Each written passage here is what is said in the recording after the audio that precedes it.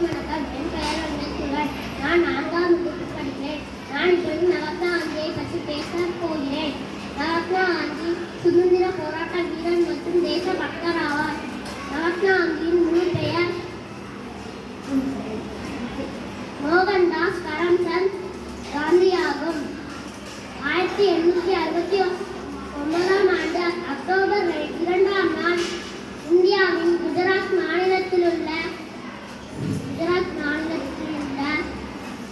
போர்பந்தர் என்ற இடத்தில் பிறந்தார்.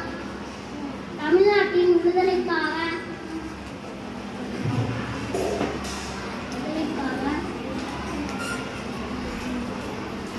வெளியேறு இயக்கம், தண்டி யாத்திரை, உப்பு சத்தியாகிரம் போன்ற பல இலக்கியங்களை வழிநடத்தினார். சத்தியமும் அகிம்சையும் அவரது வாழ்க்கையின் கொள்கைகள். 1948